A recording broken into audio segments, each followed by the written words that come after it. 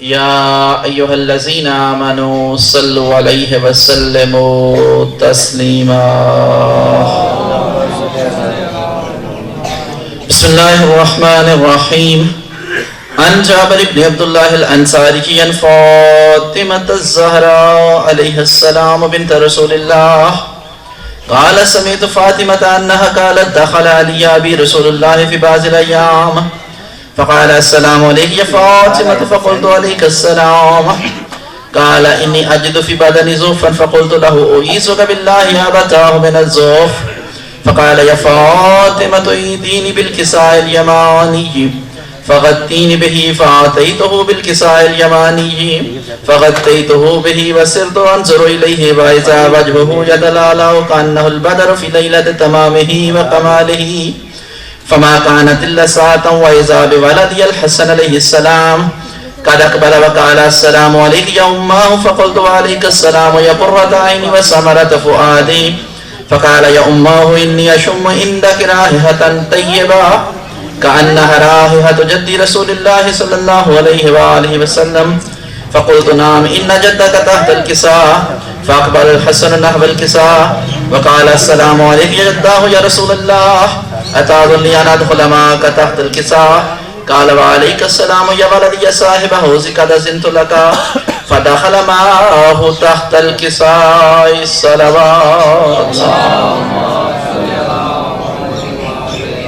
فما كانت إلا ساعة وإذا بولدي الحسين عليه السلام قد أقبل وقال السلام عليك يا أماه فقلت وعليك السلام يا ولدي يا قرة عيني وثمرة فؤادي. فقال يا أماه إني أشم عندك رائحة طيبة كأنها رائحة جد رسول الله صلى الله عليه وآله وسلم. فقلت نعم إن جدك وأخاك تحت الكساء. فدني الحسين نحو الكساء وقال السلام عليك يا جداه والسلام عليك يا من اختاره الله أتأذن لي أن أدخل معكما تحت الكساء؟ فقال وعليك السلام يا ولدي يا شافع أمتي قد أذنت لك. فدخل معهما تحت الكساء الصلوات. فأقبل عند ذلك أبو الحسن علي بن أبي طالب وقال السلام عليك يا بنت رسول الله. فقلت وعليك السلام يا أبا الحسن يا أمير المؤمنين. فقال يا فاطمة إني أشم عندك رائحة طيبة كأنها رائحة أخي وابن أم رسول الله. فقلت نعم ها هو ما ولديك تحت الكساء. فأقبل علي نحو الكساء وقال السلام عليك يا رسول الله أتأذن لي أن أكون معكم تحت الكساء؟ قال له وعليك السلام يا أخي ووسي وخليفتي وصاحب لوائي قد أذنت لك. فدخل علي تحت الكساء الصلوات. ثم آتيت نحو الكساء وقلت السلام عليك يا أبتاه يا رسول الله أتأذن لي أن أكون معكم تحت الكساء؟ قال وعليك السلام يا بنت بزتي قد أذنت لك. فدخلت تحت الكساء الصلوات. فلما اكتملنا جميعا تحت الكساء أخذ أبي رسول الله بطرف الكساء وعمي بيده اليمنى إلى السماء وقال اللهم إن هؤلاء أهل بيتي وخاصتي وحامتي لحمهم لحمي دمهم دمي يؤلمني ما يؤلمهم ويحزنني ما يحزنهم. أنا حرب لمن حاربهم وسلم لمن سالمهم وعدو لمن عاداهم ومحب لمن أحبهم. إنهم مني وأنا منهم. فاجعل صلواتك وبركاتك ورحمتك وغفرانك ورضوانك علي وعليهم وأذهب عنهم الرجس وطهرهم تطهيرا.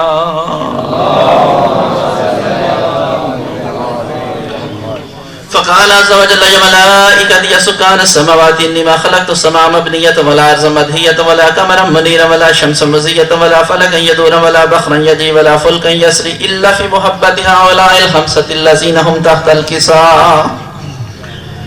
فقال الأمين جبرائيل يا رب ومن تحت الكساء؟ فقال عز وجل هم أهل بيت النبوة ومعدن الرسالة هم فاطمة وأبوها وبالها وبنوها. فقال جبرائيل يا رب أتأذن أن أهبط إلى الأرض لأكون معهم سادسا؟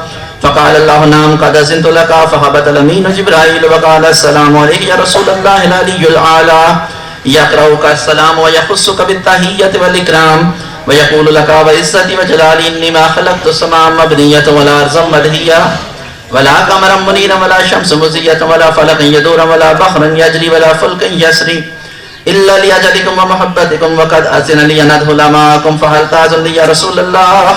فقال رسول الله وعليك السلام يا أمين وحي الله إنه نوم قد أذنت لك. فدخل جبرائيل ما أنا تحت الكساء فقال لأبين الله قد أوحى إليكم يقول إنما يريد الله ليذهب عنكم الرجس أهل البيت ويطهركم تطهيرا.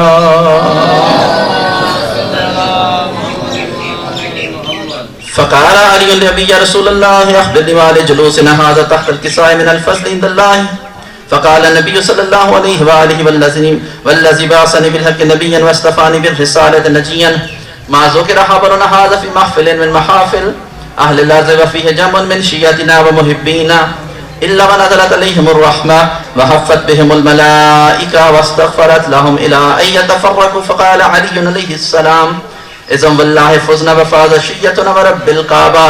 فقال أبي رسول الله صلى الله عليه وآله وسلم يا علي والذي بعثني بالحق نبيا واصطفاني بالرسالة نجيا ما ذكر خبرنا هذا في محفل من محافل أهل الأرض وفيه جمع من شيعتنا ومحبينا إلا ونزلت إلا وفرج الله همه ولا مغموم إلا وكشف الله غمه ولا طالب حاجة إلا وقضى الله حاجته. فقال علي عليه السلام إذن والله فزنا وسعدنا وكذلك شيعتنا فازوا وسعدوا في الدنيا والآخرة ورب الكعبة والصلوات.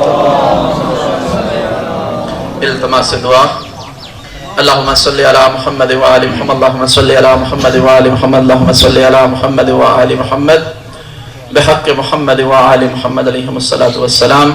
يا محمود بحق محمد صلى الله عليه وآله وسلم. يا إله بحق علي عليه السلام. يا فاطر السماوات بحق فاطمة زهرا سلام الله عليها. يا محسن بحق الحسن عليه السلام. یا قدیم الاحسان بحق حسین علیہ الصلوۃ والسلام.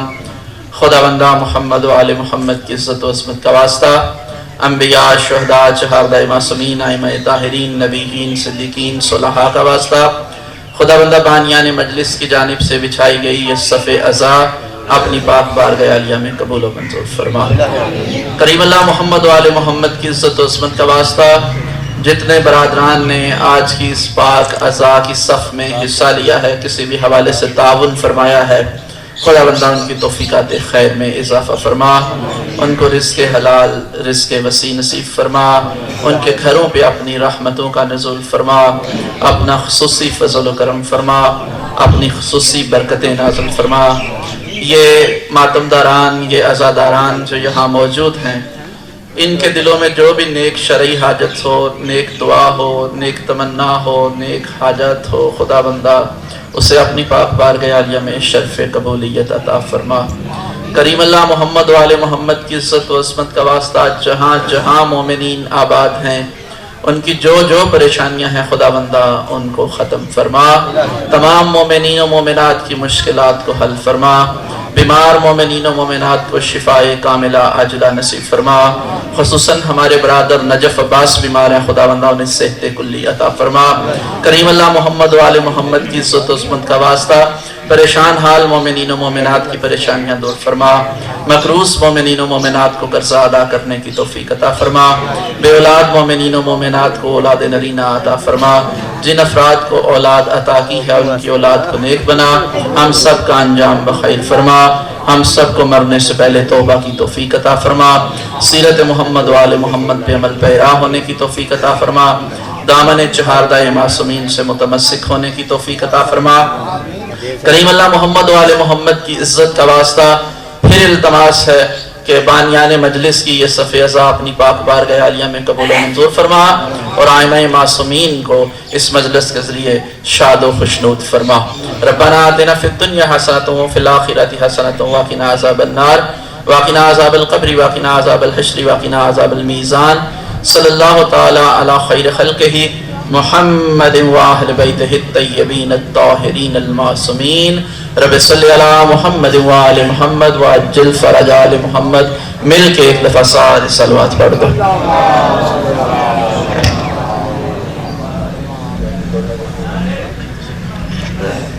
صلوات پڑھیں کہ باہر والوں کو پتہ چل جائے کہ مجلس عزا باقاعدہ شروع ہو چکی ہے. خاندان سادات پہ ایک دفعہ مل کے بلند آواز سے صلوات پڑھیے گا.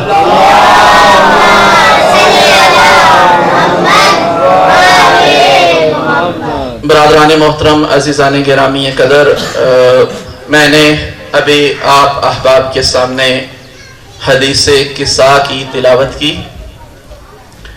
یہ حدیث جو ہے یہ مرکز و محور ہے پورے کی پوری شیعت کا،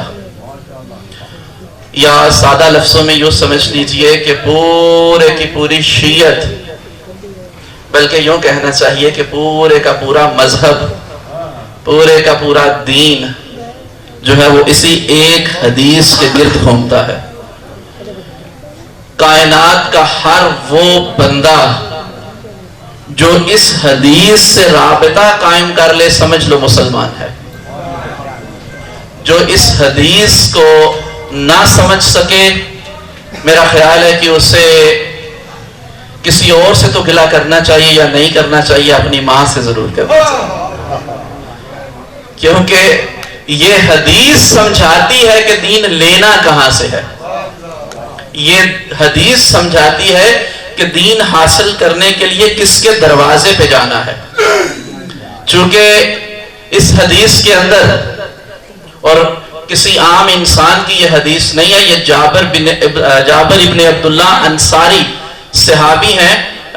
دامن وقت میں گنجائش نہیں وگرنہ میں ان کا تفصیلی تعارف کرواؤں، لیکن ان کی فضیلت کے لیے صرف اتنا سمجھ لیجئے کہ جابر بن عبداللہ انصاری وہ صحابی ہیں، میرا خیال ہے کہ آدم سے لے کے مہدی کے ظہور تک صرف جابر ابن عبداللہ انصاری ہی وہ اکیلی شخصیت ہیں جنہوں نے 1 نہیں، 2 نہیں، 3 نہیں، 4 نہیں، 5 نہیں، 6 نہیں، 7 معصومین کی زیارت کی ہے. جابر ابن عبداللہ انصاری اس قدر جلیل القدر صحابی ہیں، 1 2 نہیں، 7 معصومین کی زیارت کی.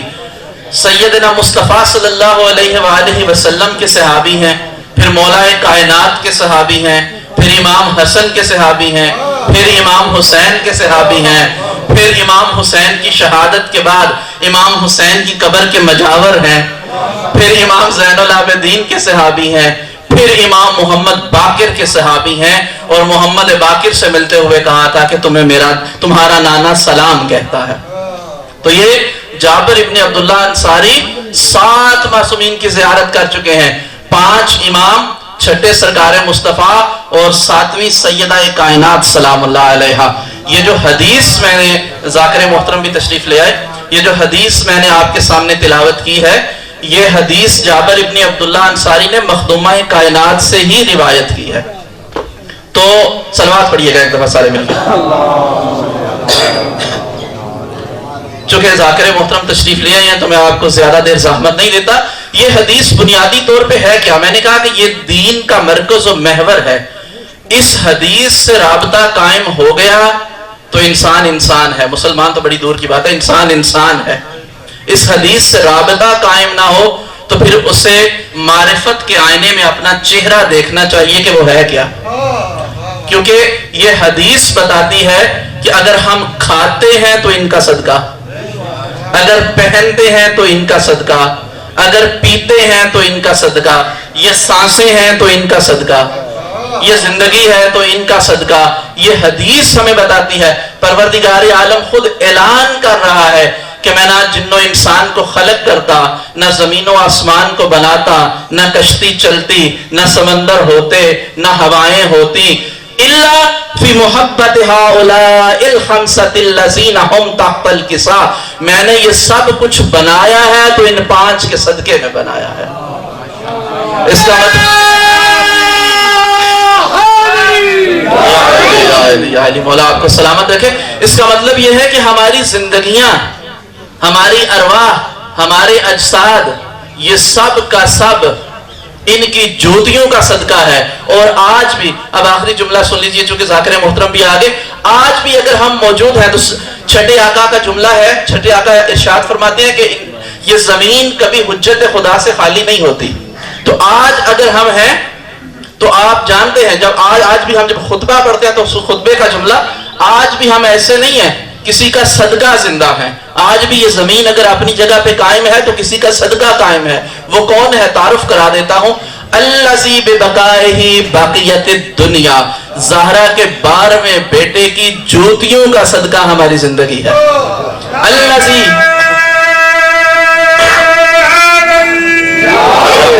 الذی ببقائہ بقیت الدنیا، اس کی بقا ہے تو ہماری بقا ہے.